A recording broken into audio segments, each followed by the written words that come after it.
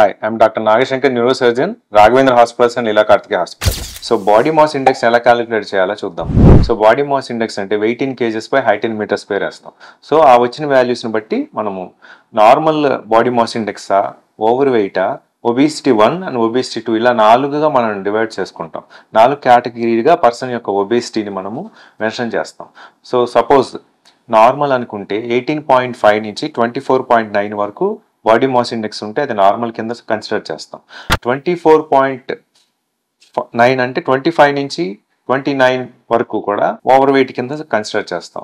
29.5 నుంచి అంటే 30 almost 30 to 40 వరకు ఒబేసిటీ గ్రేడ్ 1 కింద, అబోవ్ 40 అంటే ఒబేసిటీ గ్రేడ్ 2. సో అత్యధిక ఊబకాయము మరియు స్థూలకాయం ఉన్న వాళ్ళందరూ కూడా 40 అబోవే ఉంటారు. సో బాడీ మాస్ ఇండెక్స్ ఈ 40 పైన ఉన్న వాళ్ళందరికీ కూడా ఈ బైరాట్రిక్ సర్జరీ అనేది ఉపయోగపడుతుంది. ఇప్పుడు బాడీ మాస్ ఇండెక్స్ ఎలా క్యాలిక్యులేట్ చేయాలో చూద్దాం. సపోజ్ ఒక పర్సన్ వెయిట్ 100 kgs ఉన్నారు, height 5 feet 8 inches or 5 feet 9 inches ఉన్నారు.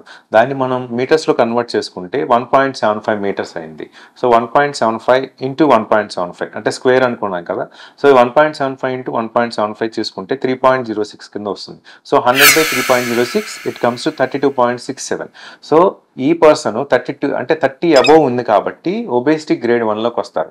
ఈ విధంగా మీకు మీరే మీ బాడీ మాస్ ఇండెక్స్ అనేది క్యాలిక్యులేట్ చేసుకోవచ్చు. సపోజ్ ఇంకో పర్సెంట్ వెయిట్ 130 kgs ఉన్నారు, సేమ్ హైట్ 5.9 feet ఉన్నారు.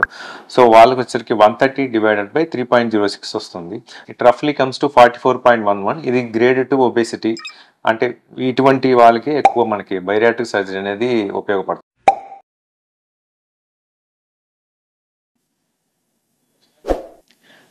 మరిన్ని ఇన్ఫర్మేటివ్ వీడియోస్ కోసం సబ్స్క్రైబ్ చేయండి, లైక్ చేయండి and then click the bell icon.